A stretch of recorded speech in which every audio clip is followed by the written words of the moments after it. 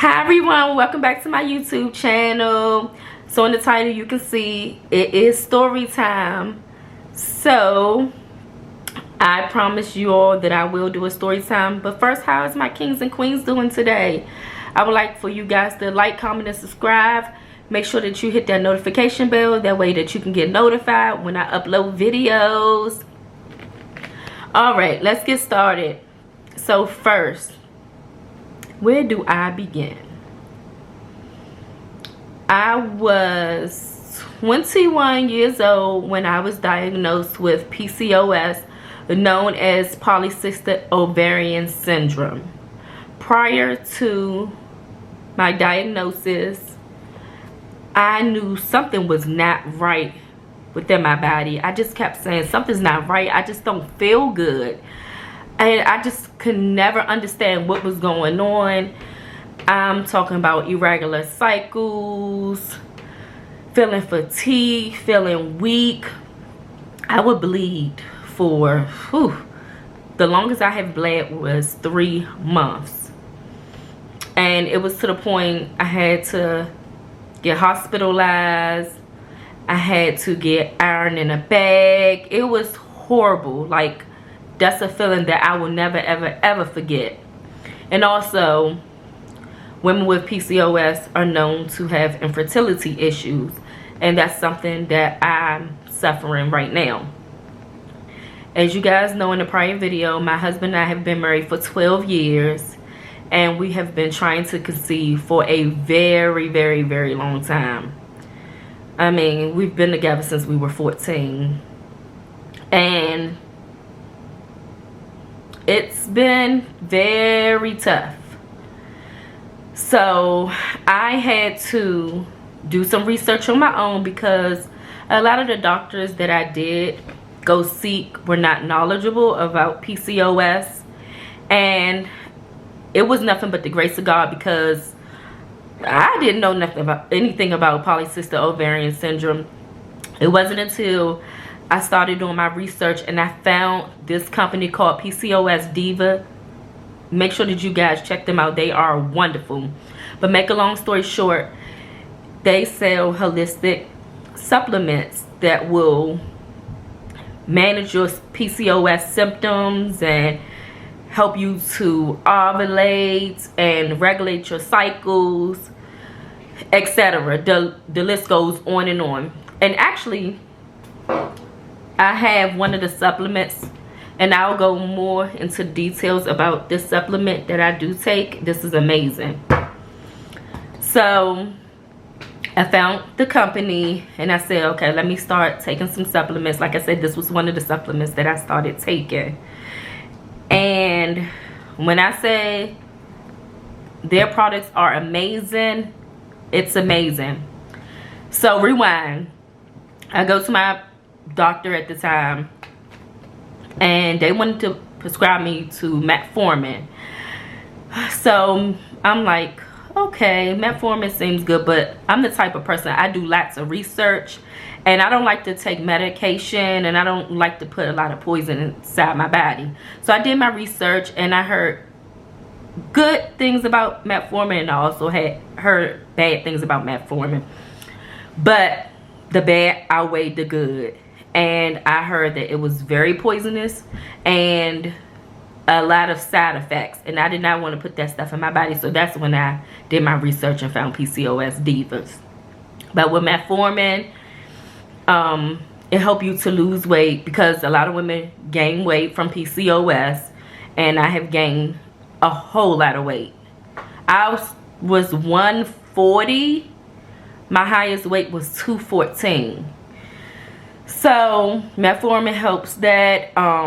It also regulates your blood sugar. Like if you are diabetic or have pre-diabetes, they'll put you on that. And I had pre-diabetes at the time, and that's why they wanted to also put me on metformin.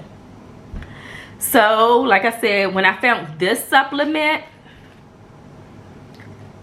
I'm talking about amazing. This is like a better quality, and of course it's natural. It's like a metformin, but in a natural form and healthier. and not all those harsh side effects. This supplement helped me to ovulate. It helped me to regulate my cycles. Like I said, I usually was bleeding for 2 to 3 months, the longest. I am back to normal. I have regulated cycles. I'm only bleeding for 7 days. I feel good. It have helped me to lose weight. I have cut back. I mean, it's amazing. And I'll put more information in the comments below.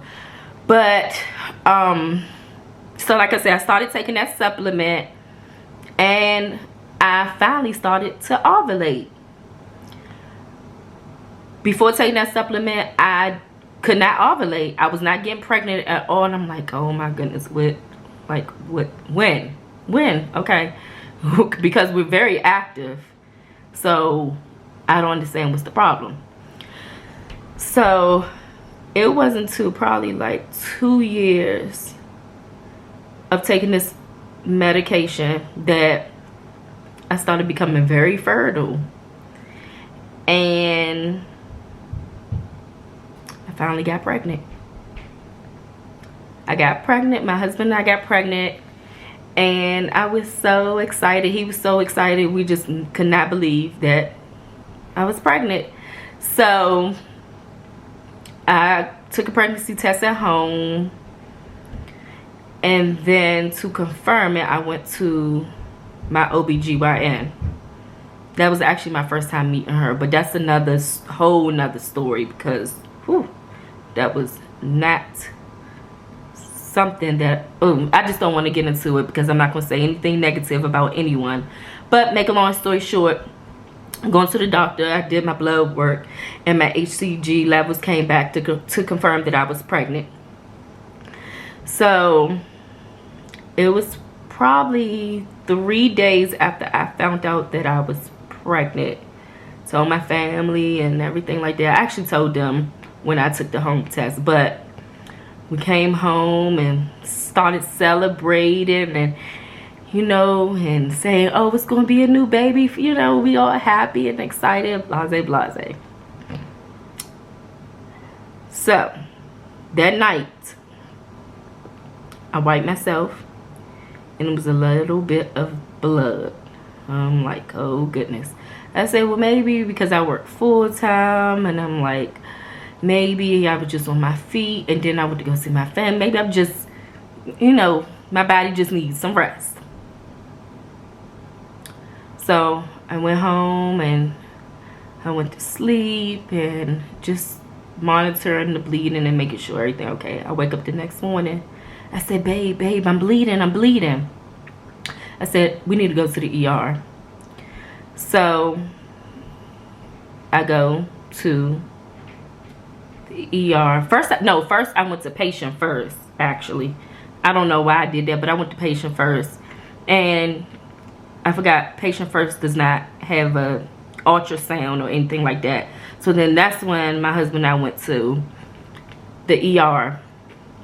So we get there, they take a blood test, it's still confirming that I'm pregnant.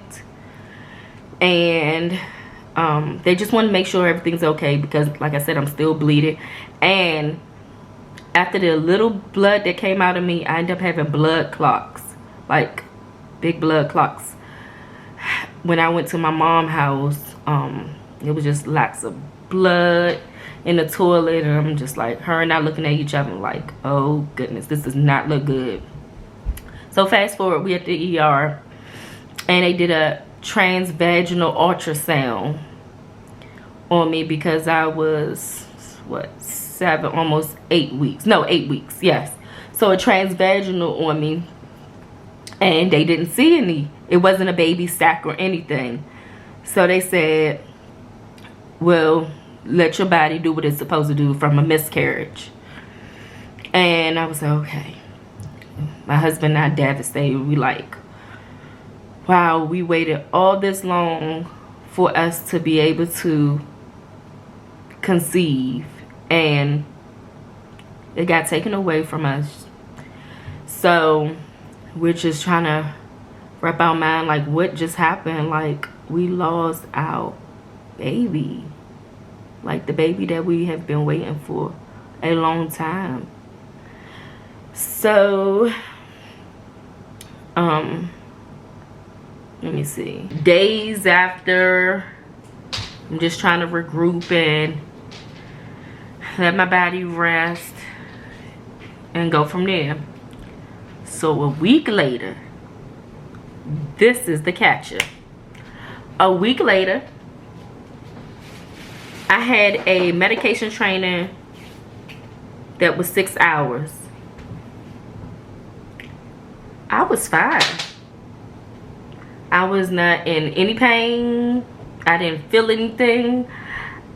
I was in good spirits.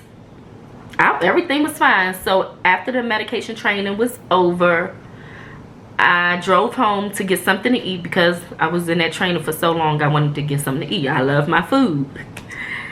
So I picked up my food, got back in the car. When I got back in the car, I started feeling all this pressure and pain, and it's just something that I never felt before. I'm like, what is this? This stuff hurt. I'm driving home. I see my husband, my grandmother, my niece and nephew. They at the grocery store. I pulled in to the parking lot next to them. I said, I'm not feeling good. I'm in so much pain and I don't know what's going on. So my grandmother said, do you want one of the kids to go home with you? I said, no, I'm fine. The grocery store literally 2 minutes from our house. So I said, I'm good. So I'm driving back home. I get home. I lay down on the chase chair. As I'm laying on the chase chair, my husband, he's still at the grocery store. And I know he'll be home soon. So I'm continuing laying down. And my husband finally got home. I said, no, babe, this pain is getting worse and worse and worse. Something is not right. We need to go to the ER. Get to the ER. I'm still in so much pain. They give me IV to see what's going on. And they do another transvaginal ultrasound. They called me back in the room. In the emergency room. They said, I'm sorry to tell you, you have an ectopic pregnancy. I said, ectopic pregnancy? They said, yes, a tubal pregnancy, and we have to perform emergency surgery as soon as possible. You're bleeding from the inside. I said, what? I said, I thought I had a miscarriage. Are you serious? They said, no, I'm serious. So I'm like, okay, well, when is the surgery? Will I get surgery tomorrow? I'm trying to prepare myself mentally. Last time I had surgery was when I was 6 years old, and that was a hernia repair. So I'm like, surgery? Oh, you need surgery. No, you have to have it like in an hour. In an hour, yes, you're bleeding internally. And if they don't catch it, I could die. This house, severe. It was. Ectopic pregnancies is nothing to play around with. So pretty much my baby was in my tube. One of my tubes. My right fallopian tube. So that's why I was feeling the pain after I thought I had a miscarriage. The look on my husband's face, he was, oh, I never seen him look like that. It looked like he was tearing up. It looked like he wanted to cry.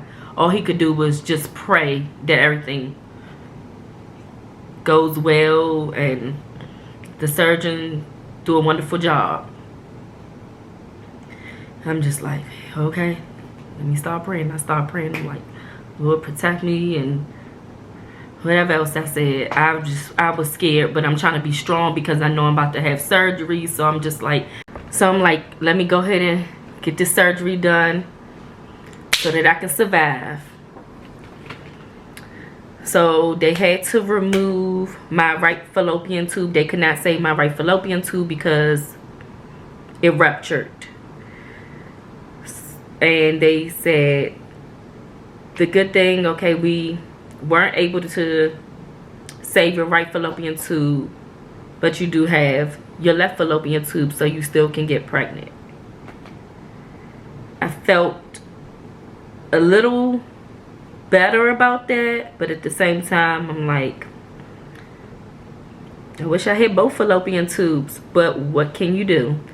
And I'm just like, thank God that I'm still here to be able to tell my testimony, to help others out there that's dealing with infertility issues. And just pretty much tell them my experience of what I went through so that they can look for things to expect if they go through what I went through. But this will be part 1. I'm definitely going to have part 2 because I have more to talk about. So if you can like, comment, and subscribe, click that notification bell. Thank you guys for watching my channel. Thank you for new subscribers. Make sure that you comment, and I'll see you next time for part 2.